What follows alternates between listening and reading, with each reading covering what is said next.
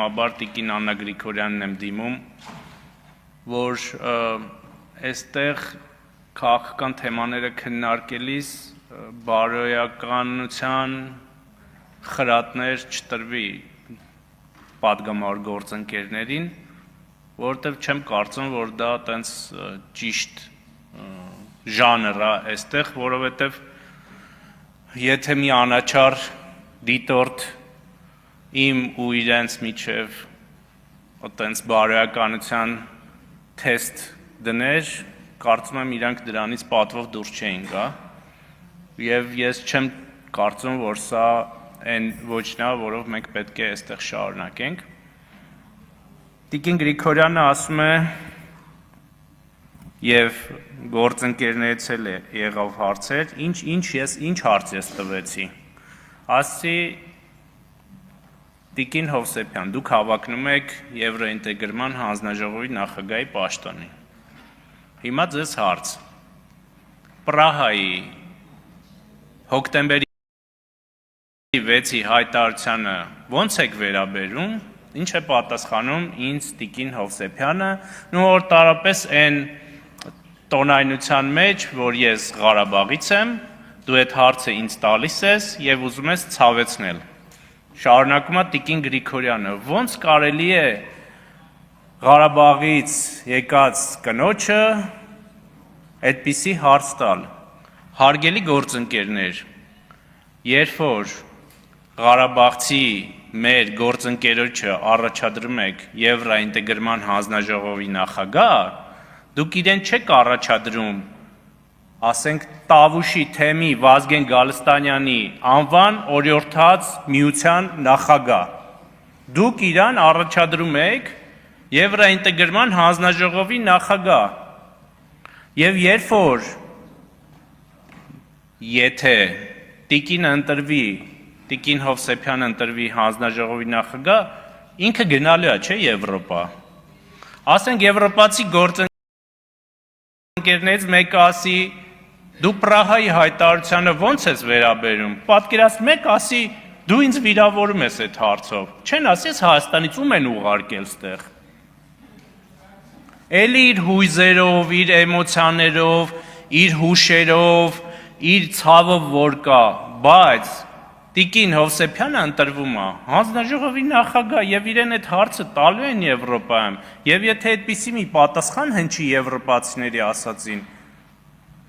ազգային ժողովին ինչ են ասելու, ում եք ընտրել, ում եք ընտրել այստեղ հանձնաժողովի նախագահ, այս գիտեք ինչի է նման, ասենք տենց առաջադրում են անում, որ հետո իրանք սադրանքներ անեն, իմ շատ գործընկերներ ստեղ կհիշեն, մարտի 1-ի ժամանակ և դրանից հետո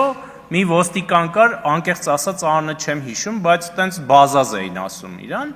փոխ ոստիկանապետ էր, թե ինչ էր, այսպիսի մի հատ ոճ ուներ, դու դուրս ես գալի միտինգի կամ երթի, քայլում ես, ոստիկանները գալիս են, հետևից մեջքին խփում են, սադրանք են անում, մի անգամ դիմանում ես, երկու անգամ դիմանում ես, ասում ես դե սադրանք են անում, մի բան կսարքեն հիմա այս պատմություն, բայց երրորդ անգամ որ չես դիմանում, ֆռում ես, ասում ես ինչ ես անում, ասում ես դու ոստիկանի վրա գոռում ես, քեզ բերման են ենթարկում, հիմա առաջադրում են, իրեն բնական հարցեր ես տալի, որպես հանձնաժողովի նախագահ, ասում են այ հլի ինչ հարցեր ես տալիս մեր գործընկերոջը, որի իրավունքը չունես, հարգելի գործընկերներ, էլի եմ ասում, դուք առաջադրել եք իրեն որպես հանձնաժողովի նախագահ, ես հարցրեցի, ասեցի, ես չասեցի դու,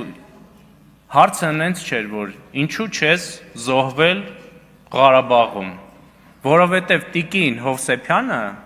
բոլոր այդ վատ դեպքերից շատ ավելի վաղ էր դուրս եկել Ղարաբաղից, ես իրան հարցրեցի ինչու չեք ապրել Ղարաբաղում, որովհետև հարցը եթե ամենասկզբից դրված լիներ ապրենք Ղարաբաղում, մենք միանգամայն այլ իրավիճակ կունենան, ինչի են սա ասում, որովհետև իրենց քաղաքական առաջնորդներն էլ թռել են Ղարաբաղից, իրենք այդ վեկտորները թեքում են, երբ որ ասում ես Ռոբերտ Քոչարյան, դադարեցիր լինել Հայաստանի Հանրապետության նախագահ։ Ինչի երեխեքից չվերցրեցիր գնացիր Ղարաբաղում ապրելու, չեմ ասում զոհվելու, ապրելու, որովհետև ինչքան շատ մարդ էր գնում, այնքան ավելի ուժեղանում էր, այնքան ավելի շատ բիզնես, այնքան ավելի շատ ներդրում, այնքան ավելի շատ ենթակառուցվածք, դրանով ուժեղանում է հողը, սա աքսիոմ է։ Կոսովոյի օրինակ եմ բերում, Կոսովոյի օրինակը նաև ստացվեց այն պատճառով, որ այդ մարդիկ ապրում էին այնտեղ, ուզում էին ապրել այնտեղ։ Եվ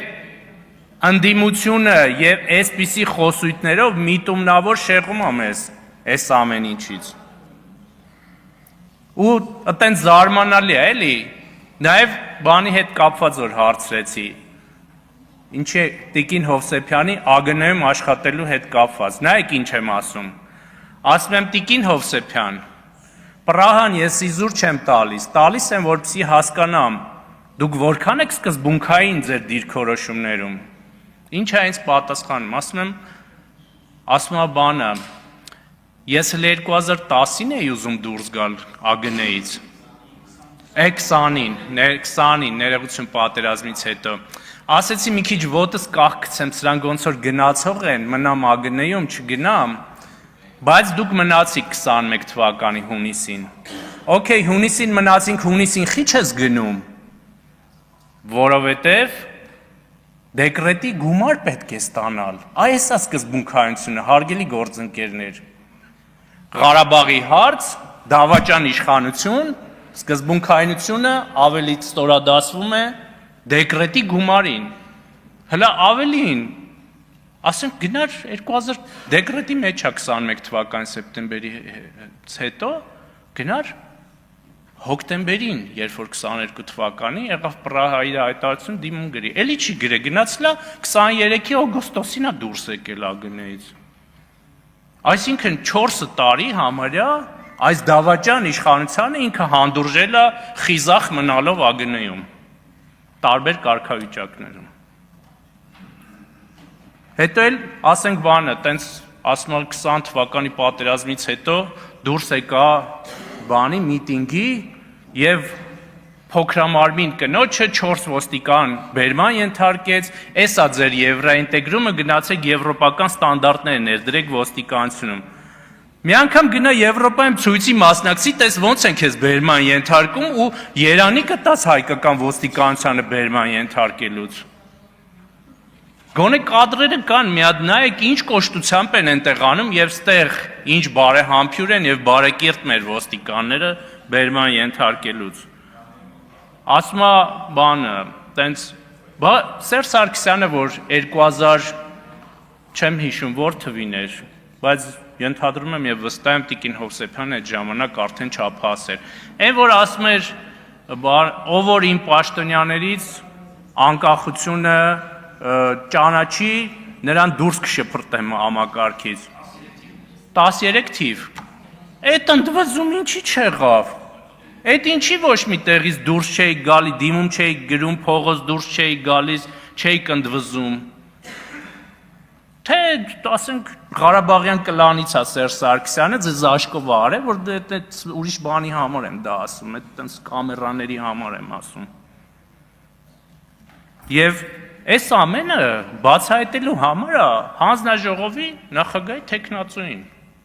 բացահայտելու, որ տեսնեք ինչքանով է սկզբունքային, ասում է, բան, ես տեղ չէի, ներողություն եմ խնդրում, ուշացա 5 րոպե,